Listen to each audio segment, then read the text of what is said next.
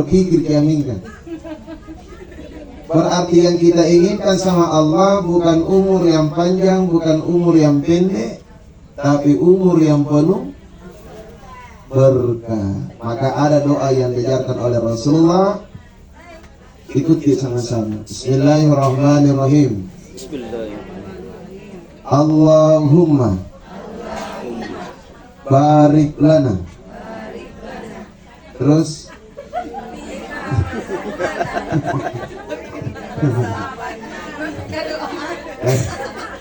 lapar gini. Apalagi malam ketiga ini, malam terakhir. Baru malam ketiga. Oh, sampai malam ketujuh. Oh, berarti ini ceramah pertama di malam ketiga. Ya, cuma biasanya kalau malam pertama ada nasinya. Kalau tidak ada usahakan. Nah, baik Bapak Ibu.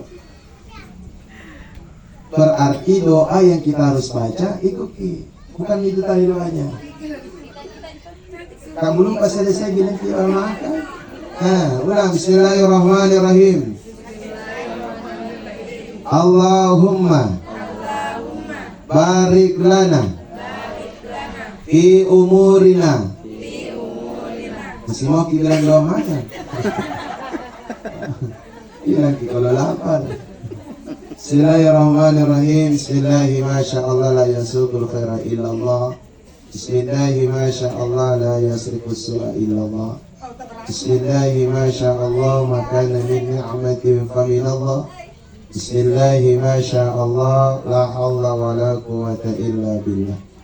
Allah Ta'ala fil Qur'anil Karim. A'udzu billahi minasy syaithanir rajim. Bismillahirrahmanirrahim. Ya ayyatuhan nafsul mutmainnah irji'i ila rabbiki radiyatan mardiyah fadkhuli fi ibadi fadkhuli jannati. Wa qala Rasulullah sallallahu alaihi wasallam la yadkhulul jannah qati'ur rahim. Wa qala aidan lakinu mautakum la ilaha illallah. Wa qala aidan akhir man akhirul kalami la ilaha illallah dakhalal jannah. Sadaqallahul adzim wa sadaqa rasulin karim. Amma ba'd. Bapak Ibu yang kami hormati, khusus sahibul hajah, sahibul musibah. Kalau berbicara tentang kematian, tidak ada seorang hamba pun yang mampu menahan tangisan air mata itu. Maka siapa saja, jangankan kita jamaah, Ustadz saja yang ceramah malam hari ini pun namoterang itawa isungi pulau ta'ala saripat kanta keluarga totoata amata ambota pasti yang ngerung asik materimani kikuan menangka yang naranase. Itulah yang dinamakan cinta, tetapi tidak ada cinta yang abadi. Satu-satunya cinta yang abadi itulah cinta kepada Allah dan Rasulullah sallallahu alaihi wasallam. Almarhum ini kemarin saya lihat di statusnya, kalau tidak salah anaknya ya almarhum. Saya lihat statusnya, kebetulan sudah berteman. Oh, saya lihat kemarin ini khataman Quran ya. Nah ini bagus, pertahankan. Karena ada juga yang mengatakan bahwa kalau kita menghatamkan Al-Quran itu pahalanya tidak sampai. Berarti jangankan di dalam kubur, masih ada lagi mayat. Nah banyak orang yang mengharamkan. Betul tidak? Halo, bisa bicara? Betul tidak?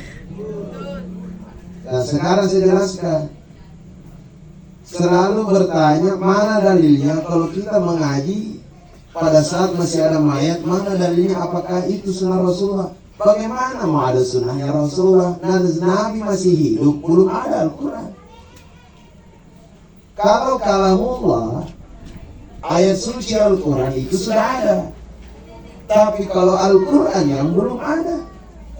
Karena Al-Quran itu dibukukan bukan pada saat di masanya Rasulullah dan di masanya Khalifah Abu Bakar As-Siddiq. Ancang-ancangnya itu mulai dari Khalifah Umar, kemudian sempurnanya itu di masanya Khalifah Utsman bin Affan. Makanya ada namanya Al-Quran Utsmani. Ustaz bisa bantu enggak taruh di atas meja atau di mana ini? Nagang kak ceramah kata pantul-pantul suara. Karena kita ini mau ceramah, mau bagus sound system. Ya, coba simpan dulu di mana, di sini di meja bagus. Minta tolong dulu. Ya. Tidak ada api. Ada api muda. Mana ki kalau di bawah, terpantul ke bawah. Iya, taruh di atas aja. Makin tinggi. Coba maki, beda itu. Ya, beda tidak? Beda tidak? Iya, kasihan. Kalau iya, apalagi saya jauh-jauh dari Makassar, tolonglah kasihan untuk sound system diperbaiki. Saya tidak ji, kalau saya dipanggil mana-mana tidak pernah aja pasang tarik, yang penting perbaiki saja soundnya. Kenapa? Karena mungkin bicara agama supaya tidak salah-salah. Nah, pakai ya. Lanjut, enak. Jadi Bapak Ibu, Al-Quran itu membaca Al-Quran hukumnya apa? Ya tidak ada. Kalau bicara ke hukumnya ya sunnah. Maka baguslah ini anaknya almarhum. Sudah mantap, bagus. Jadi baik anaknya ini almarhum, saking cintanya sama orang tuanya, makanya malam pertama, malam kedua itu hatam Quran. Nah banyak orang melakukan takziah tapi lupa untuk menghatamkan Al-Quran. Maka saya sangat apresiasi untuk yang pertama di WA. Coba tidak tahu tidak bahas. Maka saya minta tolong lanjutkan saya di barang. Apalagi takziahnya 7 malam. Sebenarnya takziah itu juga bukannya wajib. Takziah itu bukan wajib juga bukan sunnah. Yang wajib itu menjaga silaturahminya, bukan takziahnya. Betul tidak? Kalau takziahnya ditanya bukan wajib, tapi kalau diundang di takziah datang. Karena menjaga tali silaturahmi hukumnya wajib atau sunnah? Wajib. Sama dengan maulid, sama dengan Isra Mi'raj. Sini sudah maulid? Ah, sudah. Saya kemarin sama maulid di daerah sana, di dekannya Pertamina di selatan. Saya sampaikan, kalau kita menggunakan hadis la yadkhulul jannah qati'ur rahim, perhatikan baik-baik. Kalau kita mengatakan hadis kullu bid'atin dalalah wa kullu dalalatin finnar, kalau hadis ini yang kita mau pakai, maka tidak usah makin datang takziah, jangan makin datang Isra Mi'raj, jangan makin datang maulid. Kenapa? Karena memang haram. Kalau hadis ini mau dipakai, kalau hadis ini yang mau diyakini. Tapi kalau mau kita tetap datang, pakai hadis Nabi yang satu. Mana hadis yang satu? La yadkhulul jannah qati'ur rahim. Tidak akan masuk surga orang yang memutuskan tali silaturahmi. Berarti selesai ini barang-barang. Apanya lagi mau dipersoalkan? Bahkan takziah ini hukumnya ada 2. Kalau bukan haram, mubah. Jadi bukan wajib, bukan sunnah. Justru kalau bukan mubah ya haram. Kenapa dia mubah? Mubah itu artinya boleh, berarti dibolehkan para alim ulama. Tapi kenapa dibilang juga haram? Haram itu takziah apabila keluarga yang ditinggalkan almarhum atau almarhumah. Berarti ini bukan hanya ini ya, maksudnya di tempat lain. Untuk kita semua. Kalau ada di antara kita wafat keluarga, kemudian mohon maaf yang kita tersinggung. Dalam segi keuangan keekonomian kita ini hidupnya pas-pasan. Kalau hidupnya susah, hidupnya miskin, tidak usah adakan takziah. Kenapa? Al-halalu minal haram, yang tadinya statusnya halal berubah menjadi haram. Kenapa jadi haram? Kenapa jadi haram? Karena memaksakan sesuatu yang pada dasarnya tidak mampu. Menzolimi diri sendiri, menzolimi keluarga, yang lebih parahnya lagi menzolimi keluarga dan menzolimi almarhum dan almarhumah. Ini lebih parah Bapak Ibu. Berarti kalau kita tidak mampu sebaiknya tidak usah. Karena kenapa? Jatuh hukumnya haram. Tapi kalau kita mampu seperti malam ini, alhamdulillah katanya sampai 7 malam, silakan. Maka statusnya mubah boleh selama tidak memberatkan. Dan ingat, kalau ada harta warisannya orang tua, contoh 100 juta. 100 juta ini dalam ilmu fikih, bil khusus yang membahas tentang fikih kewarisan, maka haram hukumnya apabila kita menggunakan dari harta peninggalan itu, harta warisan itu melebihi dari sepertiga harta warisan. Maksimalnya sepertiga. Jadi contoh 100 juta harta peninggalan. Kalau 100 juta dikali sepertiga, berapa hasilnya Ibu? Ibu, saya ganti pertanyaannya. 5 juta tambah 5 juta berapa? Kalian apa tahu? 100 juta dikali sepertiga, hasilnya 33 juta, 33 sampai ke 87 terus hasilnya. Tidak boleh lebih. Berarti tidak boleh 34 juta. Cukup 33 juta kalau uangnya 100 juta. Itu yang dipakai takziah. Itu yang dipakai memberikan mata tulisan. Itu yang dipakai kalau mungkin orang Bugis istilahnya matampu ya. Apa dah? Ya matampu ya. Matampu nanti. Iya. Soalnya mudah-mudahan semua kuliah malam ini. Kalau kuliah ibu-ibu yang akan malam ini rata-rata 21 tahun. Dari kanan. Dari belakang Ustaz 23. Dari samping lagi 25. Jadi berapa mutar total lagi? Nah, tapi Bapak Ibu, jelaskan dulu ini karena ini malam pertama dan malam ketiga dan sampai 7 malam ini kurangi humor, kurangi terlalu jadi banyak ilmu. Atau dari kita ini mau gimana? Mau bahas banyak ilmu atau banyak humornya? Mau yang mana? Banyak ilmu. Kalau mau punya humor selain jangan pakai Ustaz. Bisa ya sebenarnya dari A sampai A mau humor semua bisa. Cuman kalau saya posisinya keluarga almarhum, rugi ki apalagi mendatangkan orang yang di luar daerah Maros kemudian bukan ilmu dibawa pulang, rugi di sebenarnya. Kalau tertawa selesai malam ini selesai sampai di rumah. Tapi kalau ilmu bisa diamalkan persiapan keseluruhan itu. Berarti tentang hukum sudah tuntas satu. Yang kedua, Rasulullah SAW bersabda wa ahluha sebaik-baiknya. Ini bisa digeser.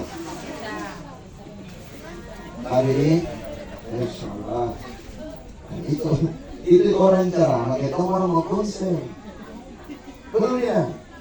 Ada panggungnya terbaik ini Muhammad Rasulullah. Coba itu nanti waktu ini saya atur. Lagi padahal kita ini kayu. Coba nih sahabatnya ini hebat di sini. Kalau naik di panggung baru ada orang lalu lintas kemudian kemari baru kita. Pada saat sama di orang ceramah itu mau tenang. Baik soundnya, makanya saya boleh jangan pernah bilang. Apalagi sama baju hari ini banyak sama baju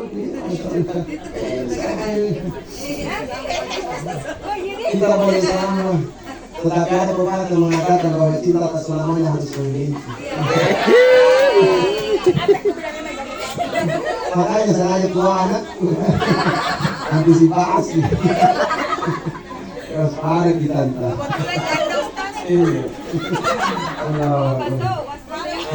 Ayo Bapak Ibu, gampang ini kalau mau ilmu melulas, belakang-belakangan dulu. Sekarang Rasulullah bersabda wa ahluha sebaik-baiknya. Wah, dua di sini bermakna ada 5 Bapak Ibu. Yang pertama, di saat orang tua ada sakit atau masih hidup, rawat imam nih. Jangan tunggu sakit baru dirawat. Jangan tunggu meninggal baru kita merawat. Jangan tunggu sakit baru kita merawat. Hukum masih ada. 1. Wa ahluha. Karena kenapa Bapak Ibu? Karena banyak orang, banyak uang yang mohon maaf. 7 anaknya, oh kaya semua, sukses semua. Tapi ternyata di saat orang tuanya sakit, tidak ada satupun anaknya yang rawat langsung orang tuanya. Apakah ini yang dibilang sukses? Tidak, Bapak Ibu. Makanya makanan asal berutas sama si Banco. Bisa mau bicara gitu, teman kasar akhirnya terbuki siapa kan? Mencoba. Oh, pengasih itu teman kasar, pengasih terbuki sih. Mega mau terbuki? Enggak tahu dia nanti sedikit rugi angan-angan. Ada apa ustaznya angan-angan. Tahu apa? Makanan asal berutas sama si Banco.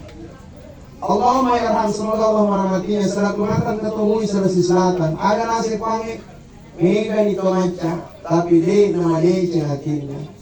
Jai kipan beritai, bukan namanya.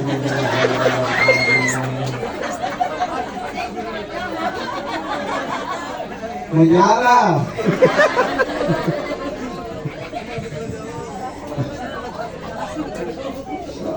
Sabar ya.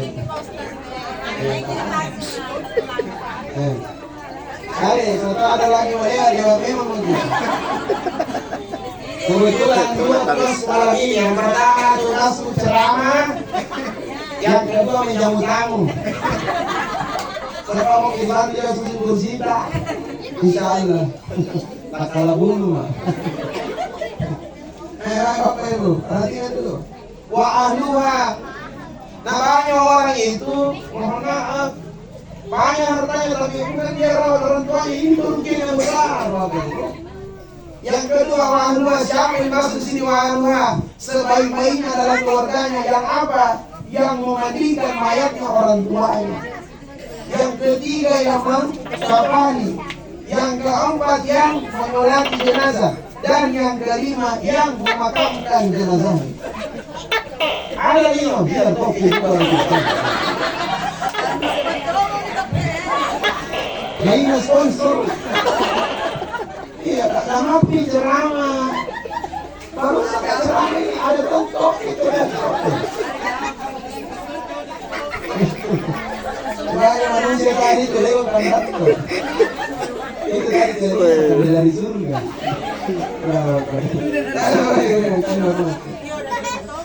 Sekarang kita bahas dulu memandikan mayatnya.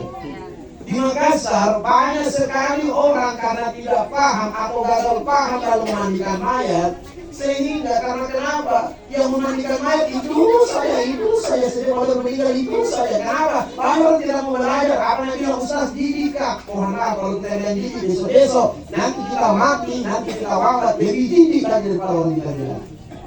Belajar di semua. Karena Nabi bilang wa ahluha, sebaik-baiknya yang memandikan mayat orang tua apalagi saudara. Kami Bapak Ibu tidak ada bicara kalau keluarganya sendiri memandikan mayat. Apakah salah kalau orang lain memandikan mayat? Bukan persoalan salah atau tidak di sini Bapak Ibu. Persoalannya terlahir di sini amakun. Sudah hidup kok kasih menangis. Sudah hidup kok kasih banyak utang garansi sampai dia wafat lunas utangnya gara-gara anaknya. Tambah lagi dia meninggal, bukan kau lagi yang mandikan mayatnya. Ini keterlaluan Bapak Ibu. Ini pesan saya. Ini baru pertama kali ini saya tagih dari sini. Kalau daerah sana sini, vaksin. Subhanallah. Memang banyak ujian ini. Ini karena ini kerama ujian ini. Subhanallah. Bapak Ibu, jadi mohon maaf. Saya minta tolong tanpa terkecuali belajar kita cara memandikan mayat. Ini anaknya almarhum, berapa anaknya? Berapa laki-laki? Jangan ditanya pasti ibu apa perempuan. Ini semua berarti sebenarnya Bapak Ibu, anak laki-lakinya lah yang bertugas untuk yang mengimami jenazahnya orang tua. Ustaz, tidak tahu caranya. Makanya sebenarnya belajar memang sebelum itu terjadi. Kan tidak panjang itu. Ini yang membuat kita susah karena tidak mau belajar.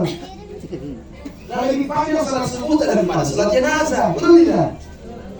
Nah, sebenarnya itu salat jenazah, apa yang susah kan? Apa kata pertama ini? Takbir pertama apa?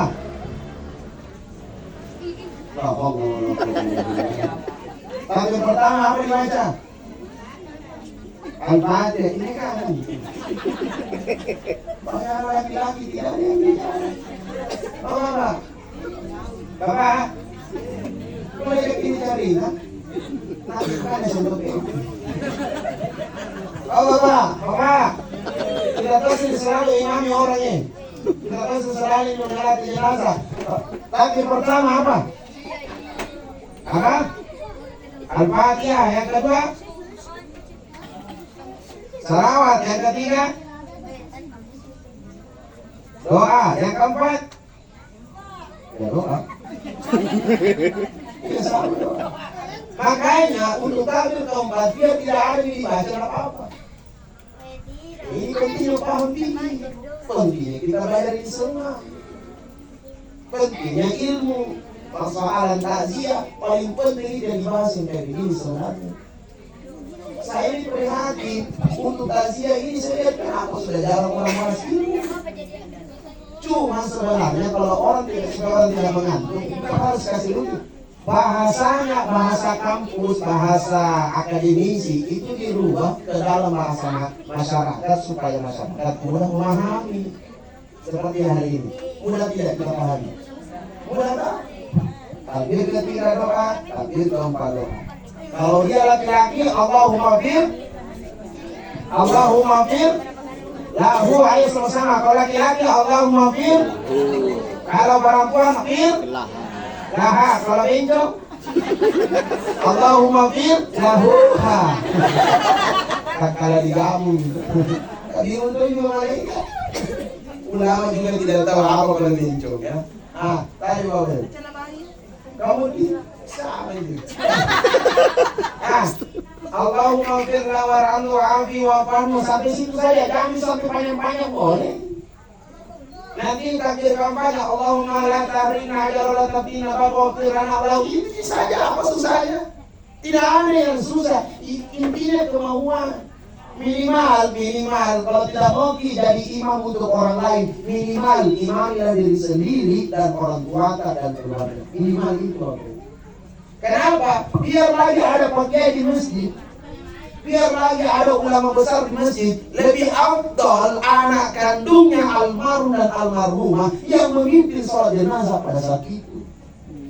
Nah kita ini kalau ulama kita habis pulang iman, nah lebih afdal kita karena kita dilahirkan. Cuma kan jarang orang sampaikan, makanya mau opor. Tapi Bapak Ibu, biar kita menghormati, biar jarang-jarang sholat, kita yang pimpin.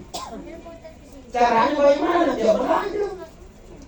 Nah sekarang kita kembalikan sebelum memandikan jenazah. Banyak orang mohon maaf, pada saat memandikan mayat itu salah. Sudah tahu bedanya, apa bedanya mayat dan jenazah? Kalau mayat apa? Kalau jenazah?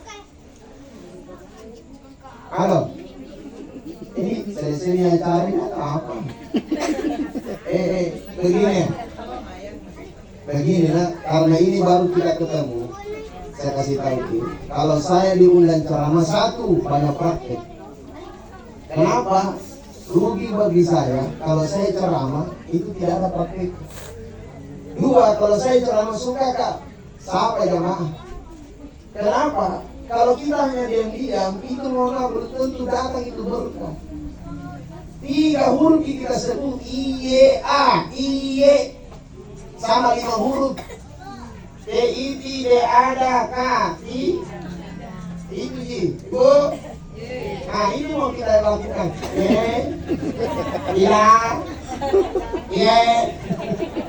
itu ya sama. Nah sekarang memandikan mayat maka harus bedakan apa bedanya mayat sama jenazah. Apa bedanya? Kalau mayat Kalau tapi Bapak Ibu, bahasanya sebenarnya kalimatnya di sini bukan mandi. Kenapa saya bertanya? Supaya dengan jawaban tadi itu yang membuat kita tambah ingat. Nah, banyak orang takut bicara dalam kebaikan. Lebih baik kita salah dalam kebaikan daripada merasa benar tapi engkau diam dalam kebenaran. Ya, nah banyak orang malas. Saya coba deh kalau pergi rumah Pak Kiai atau Pak Imam, kau, mulai tidak. Tapi beda coba minum balok, coba sama aja, kayak nakiro, pagi kan lu kan. Kalau anu tidak baik, tidak ditawarin dia di luar. Jangan yang begitu mau bagian kue mau sebentar, coba tidak. Kan rata di. Kayak mau kita kurampas. Karena di, kalau tidak ada punya tamu ini punya aku lah. Betul atau tidak? Kenapa kalau baik sekali kita untuk melakukan? Ini begini ini. Nah, sekarang jangan lagi mengatakan perbedaan mayat dan jenazah itu persoalannya setelah dimandi atau tidak. Kurang tepat, bukan salah ya Ibu, bukan salah ya jemaah, tetapi kurang tepat. Kenapa? Karena kalau bilang itu sudah dimandi, ada juga orang 2 kali bahkan 3 kali dimandi. Betul tidak? Berarti kalimat yang sangat tepat dan sangat benar bukan mandinya, dikafani atau belum. Karena ada orang sudah dimandi belum tentu dikafani. Yang namanya mandi apa namanya? Mandi sah? Mandi salah, tapi yang mana sebenarnya Kak? Mandi salah atau mandi benar? Saya tidak balik-balik itu.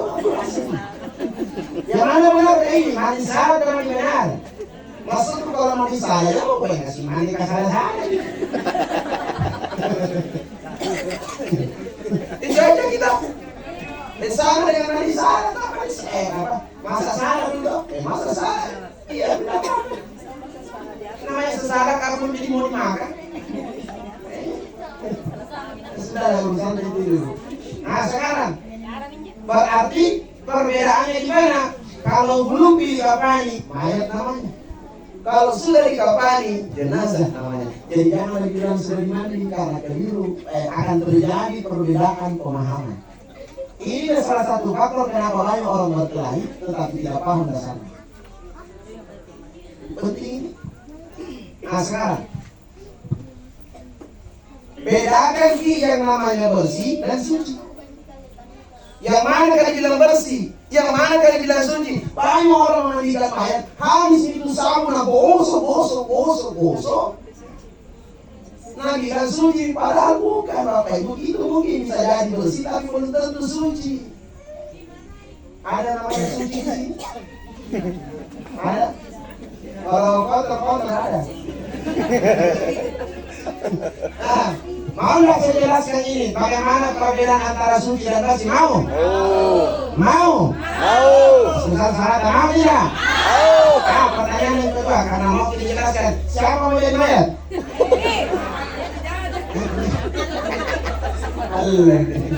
Nah, tadi Bapak Ibu, perhatikan baik-baik. Ustaz, kita terus.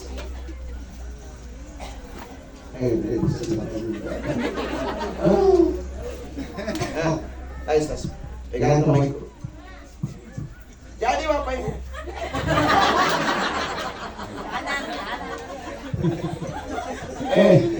Dulu. Saya bilang pegang mic, pegang betul. Janganlah.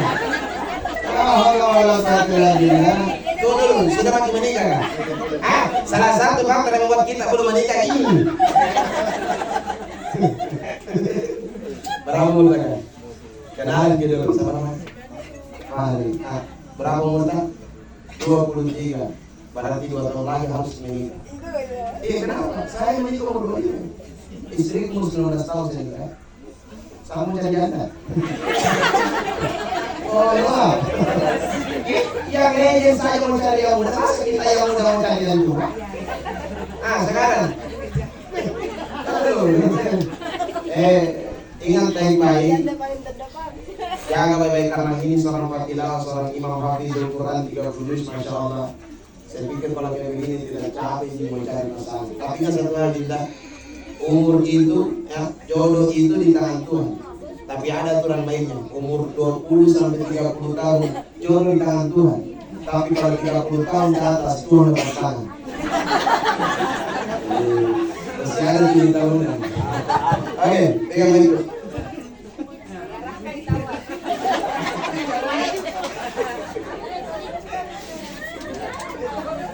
Perhatikan baik-baik Bapak Ibu. Dilihat di belakang. Dilihat di. Yang di dalam lihat. Kalau tidak dilihat siapa suruh di belakang? Perhatikan Bapak Ibu. Apa namanya ini? La haula wala quwwata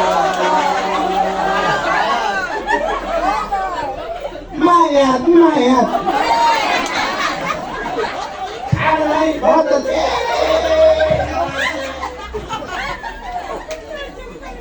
Kondisi saya jangan tapi gorodi.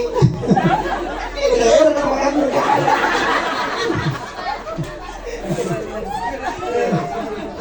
mana? Agak seni. Semangat oh pangai karain. Agak seni. Semangat dulu, Maya, tamam? Ya harus semangat dulu supaya sama-sama kita jadi orang gila. Nah, sekarang perhatikan baik-baik Bapak Ibu. Ini kepala, ini pargi, ini dubur, ini kaki. Perhatikan di sini. Yang menentu tidak kesana suruh di belakang. Harus begini kan? Ambil saya kunci. Sini ke.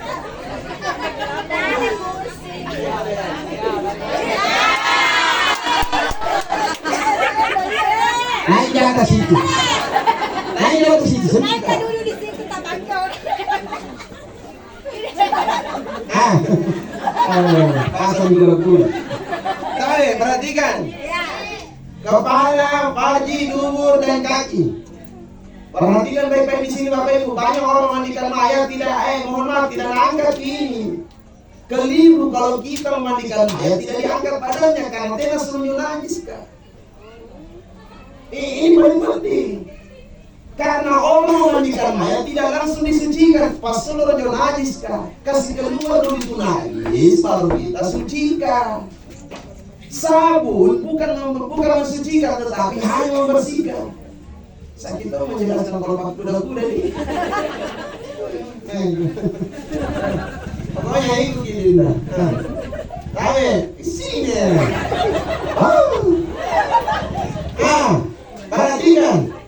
Perhatikan. Sudah? Lihat? Lihat semua? Lihat?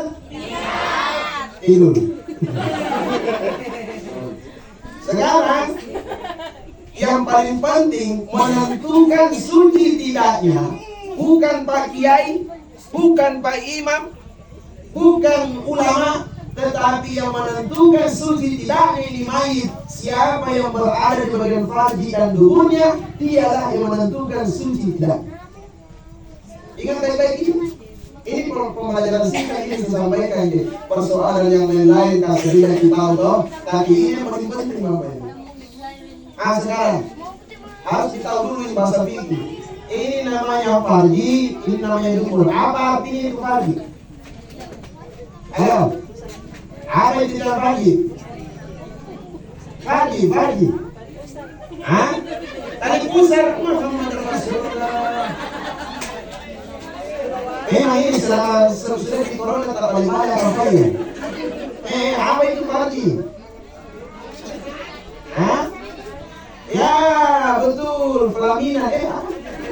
Kelamin. Apa nama pelaminan? Kelamin. Ya toh? Itu nih kemaluan namanya farji itu bahasa fikih. Artinya adalah kemaluan. Sekarang saya tanya apa itu dubur? Dubur itu bahasa Prancisnya urit. Paham? Dan dari sini cerlogi bahasa Thailandnya itu uritaran. Kalau ada yang belum paham yang mana bilang dubur itu saudara sepupunya Coca-Cola, Fanta. Perhatikan. Ini padi, ini dubur. Berarti dubur tadi artinya apa? Ya, uri, Fanta, Coca-Cola, Sprite. Nah, sekarang. Dulu orang kalau memakan sekarang sudah ada alatnya loh. Dulu itu orang pakai kaki Bapak Ibu begini. Begini dulu. Toh? Begini dah. Dulu itu orang pakai begini Bapak Ibu, yang langsung di bawah itu. Dulu di bawah, masa saya dulu di bawah. Contoh ini. Kenapa saya pakai begini supaya sekaligus saya dulu. Kalau ngoki memandikan mayat, maik nu perhatikan Bapak Ibu.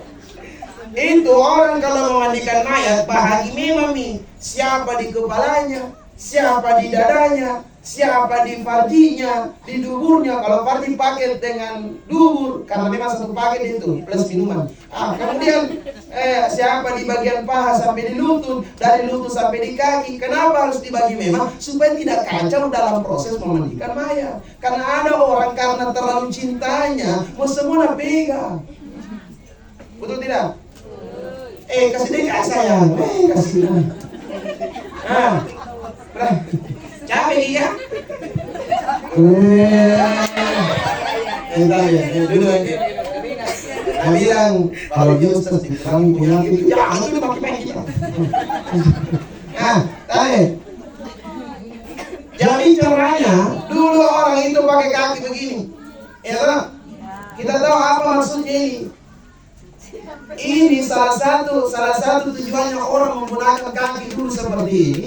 Ini tembok dari sini kasih dulu kan? Tidak ada lagi bapak-bapak. Dulu ini orang pakai begini Bapak Ibu. Kenapa? Ini nih yang membuat salah satu cara menghilangkan kerinduan kita sama orang yang wafat. Kenapa? Pasti dicerita. Untungnya kasihan saya kasih mandi mama. Saya itu yang bangku mama. Kalau saya bersih. Itu yang dicerita. Dan pada saat itu muncul Bapak Ibu, itu yang menanti. Yakin dan percaya, pasti di saat kita rindu, itu yang mengobati, betul tidak? Maka rugilah anak kalau bukan kita yang memandikan mayat. Ini maksud saya.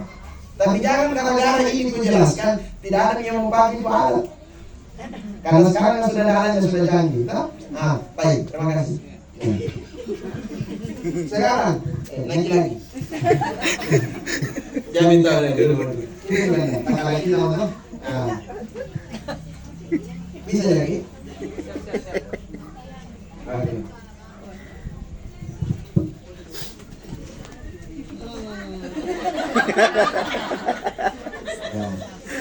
Oke. Ayo Ibu. Yang tidak lihat di belakang. Perhatikan Bapak Ibu. Yang paling penting lagi, bagaimana caranya mengeluarkan najis. Ini paling penting lagi. Bagaimana caranya mengeluarkan najis? Perhatikan caranya. Ini mayat diangkat badannya setengah saja, jangan full, marah nanti itu. Setengah saja. Setelah diangkat badannya setengah begini, ya itu yang setengah begini, ya. Kemudian diurut. Jangan pakai ujung jari. Satu, kalau ujung jari khawatirnya lecet karena biasanya ada kutu. Yang kedua, kalau pakai ini itu kurang keras. Karena kenapa? Dalam ilmu bela diri, kalau orang membunuh pakai ini itu harus mati. Kalau Anda tidak percaya, maju ke sini nanti coba. Aku coba di sini. Sambil. Jadi setelah diangkat badannya setengah, itu diurut. Dan ingat, jangan bolak-balik. Jangan bolak-balik begini. Dan satu kali dari atas ke bawah, atas ke bawah, atas ke bawah. Dan itu syaratnya ada dua. Yang pertama, pasti dia bunyi. Yang kedua, busuk. Karena ada tidak bunyi tapi busuk. Ya, ada juga. Jangan bilang kentut. Kalau bilang kentut berarti tidak jadi mati. Tunggu, sudah capek. Jamaah, pernah kita dapat mayat kentut.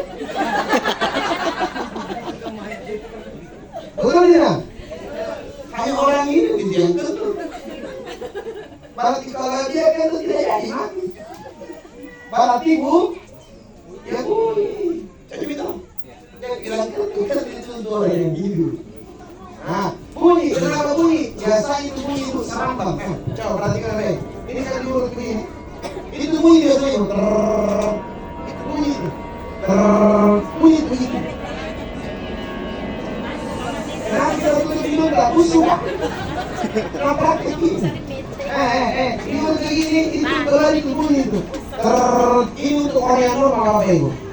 Beda kalau bencong. Oh. Kalau yang udah serambang, popo. Nah, sudah ya.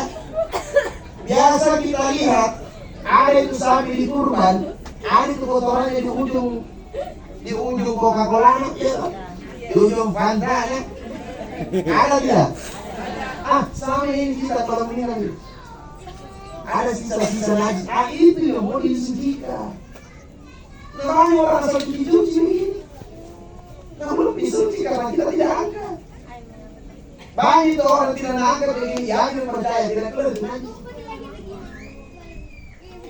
Muncul pertanyaan, pokoknya satu yang bertanya, satu yang jawab. Ya.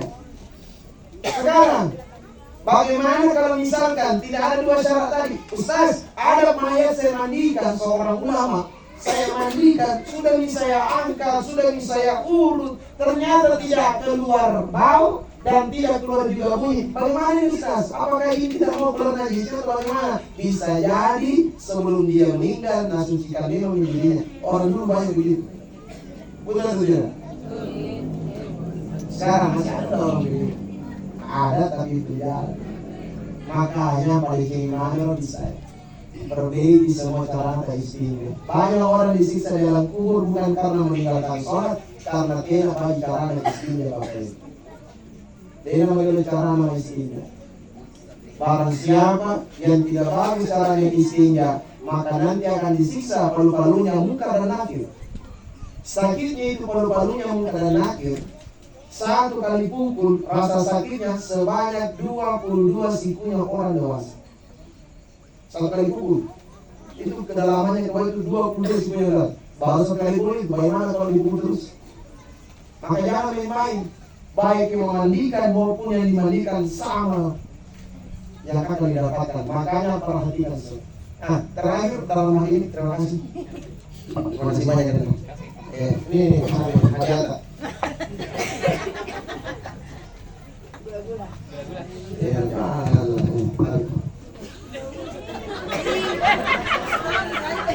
hadiah. Kita tidak ada karya jatah tetap.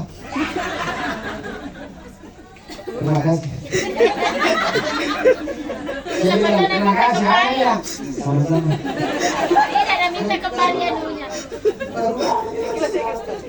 Kurang banyak. Ikhlas. Ikhlas.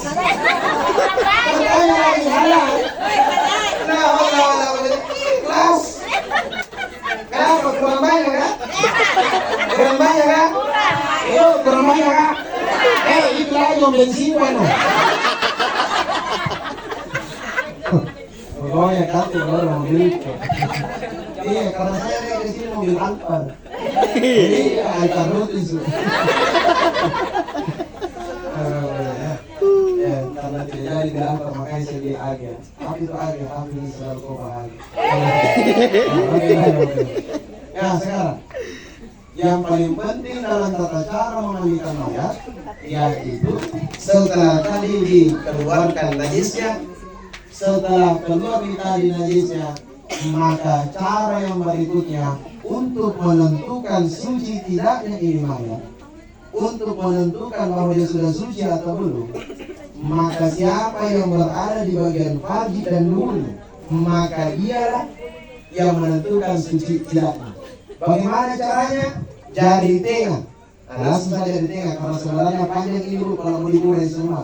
Jempol sampai kelingking ini ada semua fungsinya. Kalau kita mestinya, saya pikir kita sudah paham lah. Pasti di program. Saya ini hanya mau meluruskan apa yang sudah lurus. Jadi tidak selamanya lurus itu tidak mau diluruskan. Kayak apa ya, aspal sudah lurus, mungkin mau diaspal kembali, mau bolong-bolong. Nah mungkin seperti itulah cara bagaimana.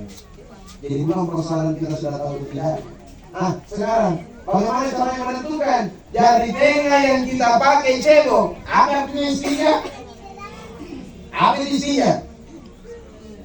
Istinya itu artinya cebok. Ya, kalau bersih tahara. Saya simpan lumayan kan? Jadi aku lagi. Nah, Bapak Ibu. Jadi istinya itu artinya cebok. Kalau bersih suci tahara kesucian. Tapi kalau cebok istinya harus lagi istilah-istilah. Karena tidak banyak juga. Ya, masa istilah-istilah yang menyala dan apalagi apakah begitu hafal pun begini. Nah sekarang jari tengah yang kita pakai cebok, kalau kita mau tahu dia sudah suci tidaknya, ingat baik-baik, bukan karena masjid sudah azan, bukan itu apa ini. Apabila jari tengah yang kita pakai cebok ini, setelah kita cebok dan sudah berani kita jilat, maka ini suci. Paham sampai sini? Jangan sampai salah paham. Jangan sampai salah paham. Karena jangan sampai sebentar Kim BAB. Nah bilang ini sampai cewek ini. Nah bilang tadi Ustaz saat kalau mau cebok, kalau sudah berani jilat sampai cewek. Kalau sudah berani jilat suci.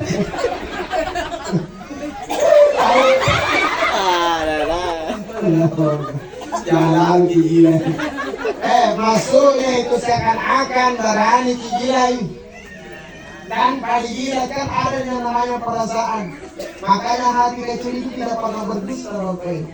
Sama yang bapak-bapak, kenapa bapak dikata menggunakan jempol ketemu jempol, itu kita bati namanya. Supaya bapak-bapak kalau selingkuh di luar sana, ibu-ibu bisa merasakannya. Itu karena sekarang ini kan banyak orang selingkuh, betul. Banyak orang sliding. Ya tak? Salah satu penyebabnya kenapa banyak bapak-bapak itu selingkuh, karena lebih hebat dia di penceramah daripada pemimpi. Waspada kita enggak. Iya, tidak ada ya cinta yang abadi hidup di dunia. Jadi caranya menentukan suci tidaknya jari tengah yang kita pakai cebok. Kalau kita sudah berani menjilat tanpa dijilat, atau kalau memang harus dijilat, ya jilat kalau memang sudah berani. Maka di situ letak kesuciannya. Kenapa? Atas fikul qalbi wal iqraru bil lisan wal af'alu bil arkan. Tak terasa sudah 1 jam makin ceramah. Nah, saya tambahkan 10 menit anggaplah ini di sini.